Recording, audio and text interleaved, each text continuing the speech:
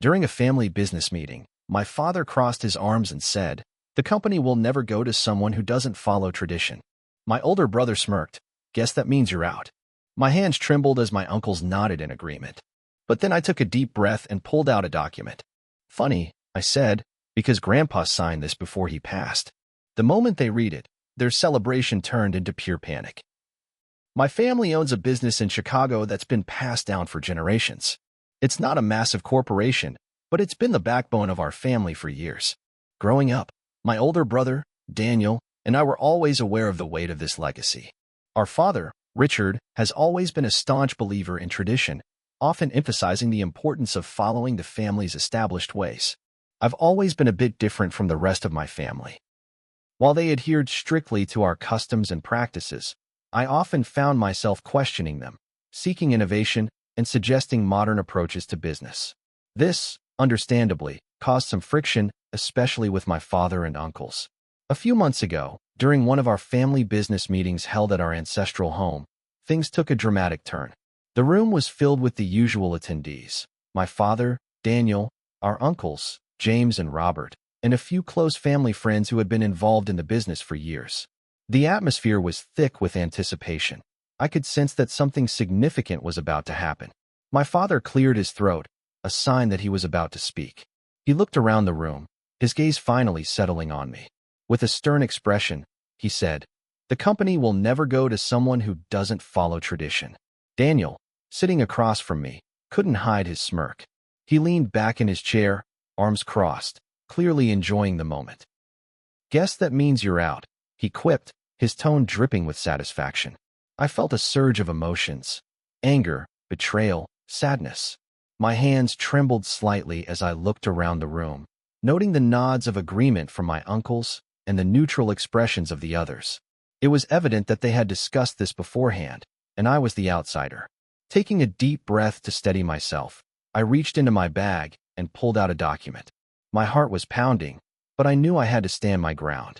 Placing the paper on the table, I slid it towards my father. "Funny," I began, my voice steady but firm, "because Grandpa signed this before he passed." The room fell silent. All eyes were on the document. My father hesitated before picking it up, adjusting his glasses to read it.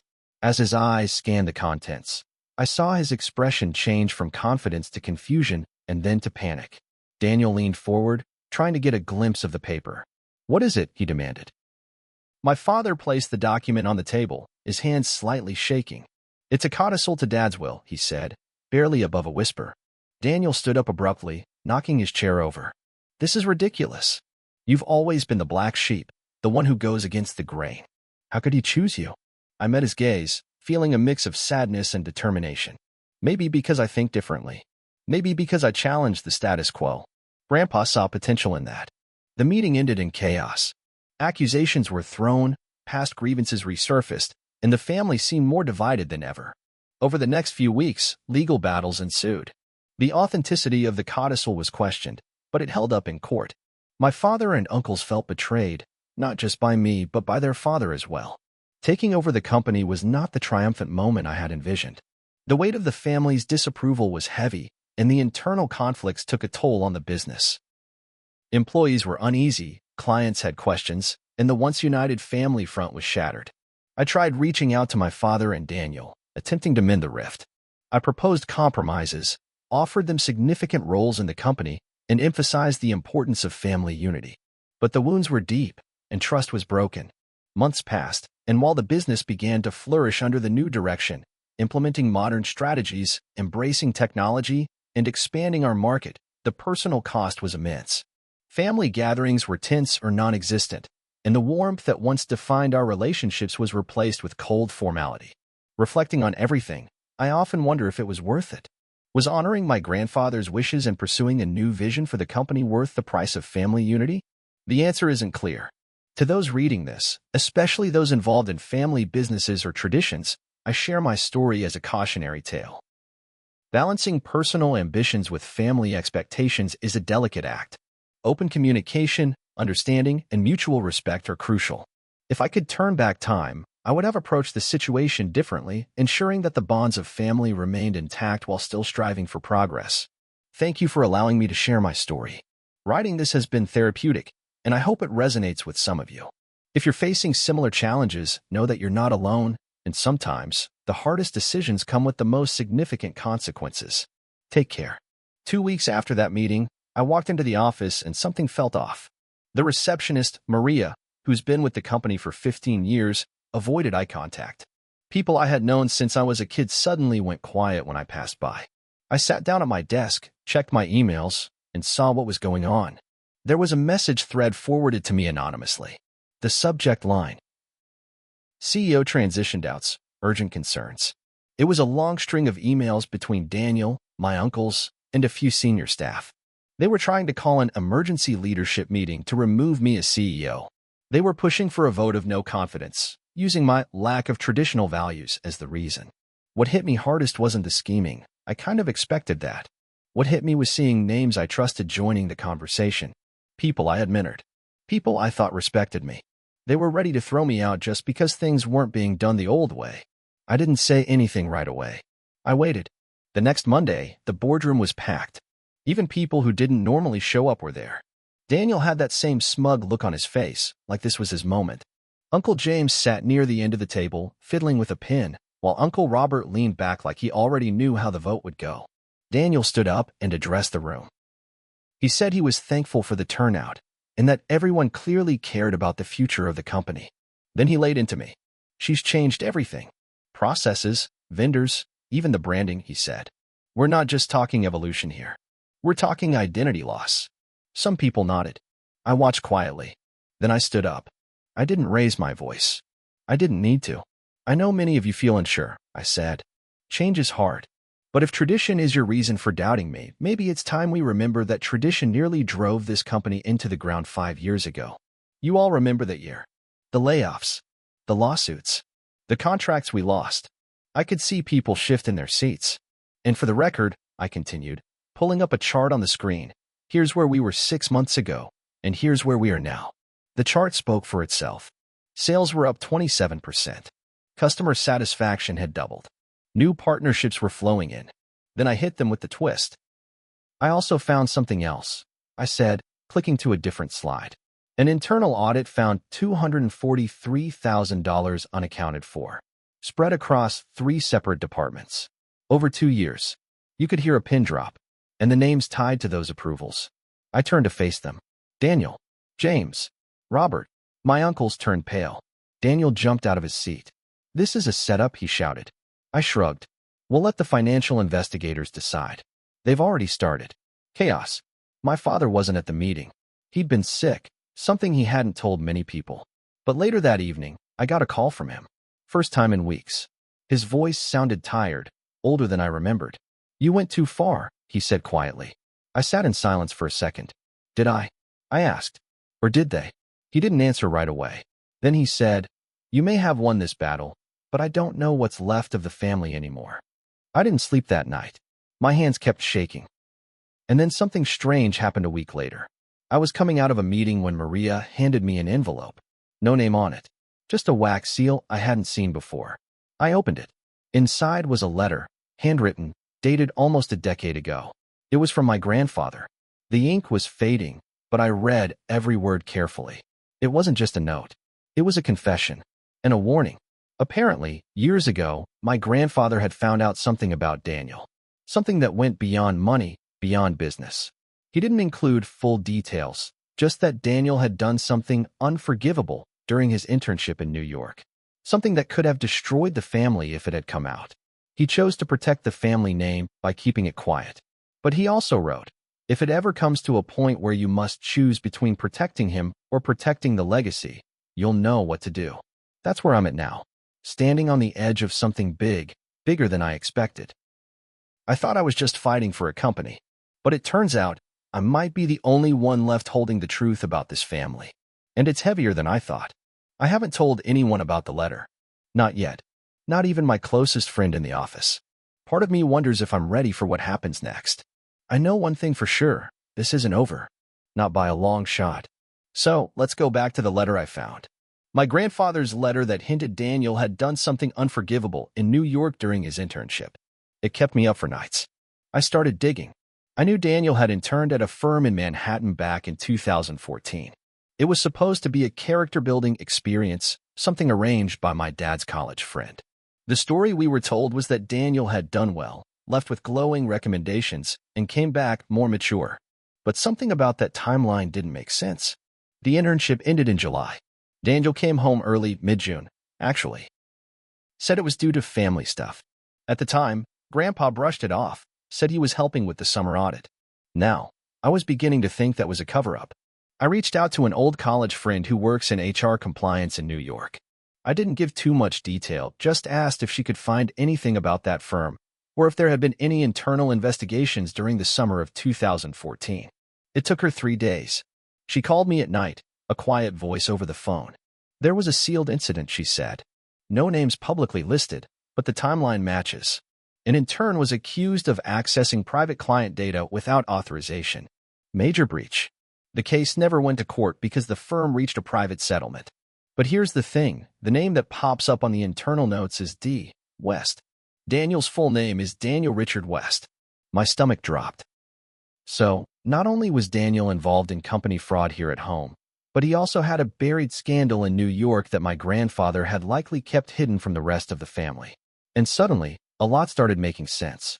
Why Grandpa pushed so hard for me to learn the ropes. Why he never quite trusted Daniel with serious decisions. Why he insisted I keep the codicil private until after his death. But I wasn't sure what to do with this. This wasn't just business sabotage anymore. This was potential criminal activity. Years of manipulation, cover-ups, and damage control. Before I could decide, the decision got made for me. One morning, I walked into my office and found that my computer had been wiped. Not just logged out, everything was gone. Files, emails, even my access badges had been deactivated. It was Daniel. He'd gotten into the IT department through one of his allies and tried to lock me out before the board could act. Only thing is, I saw it coming. What he didn't know was that I had backups stored offline and a full dossier ready to go, including financial fraud reports, HR testimonies, and now, the New York info. That afternoon, I called an emergency board meeting, but Daniel didn't show. Instead, I got served. A lawsuit, filed by Daniel and my Uncle James, claiming the codicil was forged and that I had manipulated my grandfather in his final months when he was not of sound mind. I felt sick reading it. It was personal. It was brutal. They were dragging my name through the mud, calling me an opportunist, saying I had taken advantage of an old man's confusion. I couldn't believe it. They were trying to erase everything. Pretend Grandpa hadn't trusted me. Pretend the numbers didn't show growth. Pretend the last year hadn't happened. But the worst part wasn't the lawsuit. It was the letter I received that night, slid under my door at home. No envelope. Just a folded piece of paper with a single sentence written in bold black ink. Back off, or you'll end up like him. That's when it hit me. Grandpa's death was never explained clearly. Just a heart attack. He'd been healthy, strong for his age. No symptoms. No warning. He'd gone to bed one night and never woke up. And now I had a threat in my hand. I don't know what's happening yet. I don't know if I'm being paranoid. But I've started to think that maybe this goes deeper than just business or family politics. Maybe Grandpa knew something. Maybe he was silenced. And now, maybe they think I'm next. I haven't told the police. Not yet. I need more proof. But one thing is clear. This isn't just about the company anymore. This is about legacy, lies, and possibly something far darker than I ever imagined. After I got that note, back off, or you'll end up like him, I barely slept. I installed new locks, set up a security cam at my apartment, and started documenting everything. Just in case. A week passed in silence. No more threats, no more moves from Daniel or my uncles. The lawsuit was still in motion, but there hadn't been any court dates set yet. My lawyer advised me to lay low, focus on the company, and not make any bold moves unless I had real proof. But I couldn't sit still. I kept digging into Grandpa's death, pulled his medical records, requested the paramedics' report, reached out to his old doctor, who told me, off the record, that Grandpa's last checkup showed no signs of heart issues. He was sharp, he said, healthier than most 80-year-olds I've seen. Still, that didn't count as proof. Then something unexpected happened. Maria, the receptionist who avoided me after the first takeover, stopped me as I was leaving the office late one night. She looked nervous, kept glancing around. I need to show you something, she whispered. She handed me a flash drive. What is it? I asked. She didn't answer. Just said, it's from his personal office. Your grandfather's. I was told to destroy it after he passed, but I didn't. I think he wanted you to see it. I went home and plugged it in. There was only one video file. It was a recording, grainy, from an old security cam in Grandpa's home office. The date stamp was 3 weeks before he died. In the video, Daniel and Uncle James are sitting across from Grandpa. There's audio, low and crackly, but you can hear enough. Daniel, if you name her in the will, it's war. You know that, right? Grandpa, she deserves it. She's earned it. And I'm not afraid of a fight. James, you're making a mistake, Dad. You always protected her. You never held her to the same standard. Grandpa, because she doesn't lie. She doesn't steal. The video cuts off. But it was enough. Enough to prove motive. Enough to destroy their case. I called a board meeting the next day. Full attendance. Maria made sure the key staff showed up. Even the older family friends who had been on the fence. When everyone was seated, I played the video. You could hear a pin drop. Daniel's face turned pale. Uncle James stood up halfway through, looked like he wanted to leave, but I locked eyes with him and said, sit. The moment the video ended, it exploded. Daniel shouted, this is fake. Edited. It's not legal. But people weren't listening to him. They were whispering, murmuring. A few stood up and pointed fingers. You lied to us, one senior partner said. You said she manipulated him. I did what I had to do, Daniel snapped. He was old. Confused. You threatened him, I said, standing now too. And you tried to erase me. You wiped my files. You filed a fake lawsuit. You buried what you did in New York. And you buried the truth about Grandpa.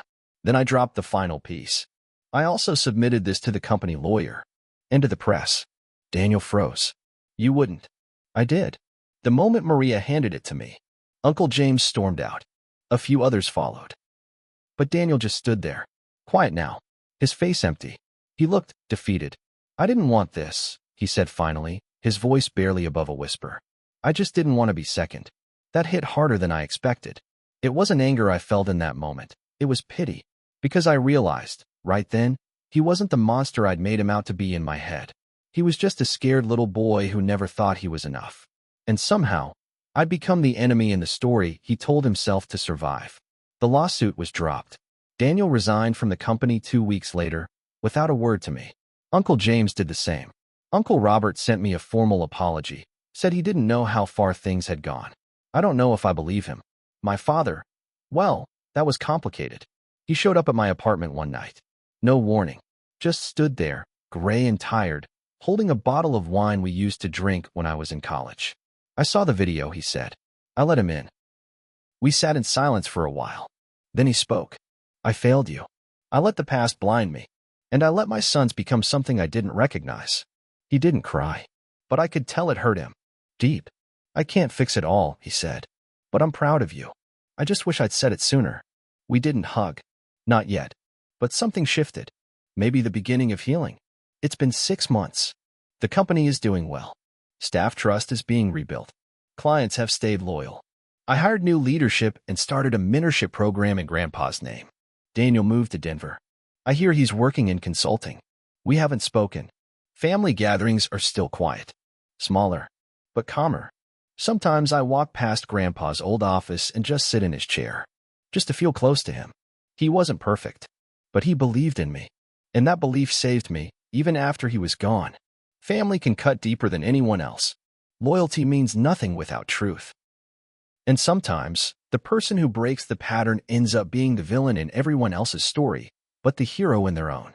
I don't know what comes next, but I know who I am now. And I won't let anyone take that away from me again.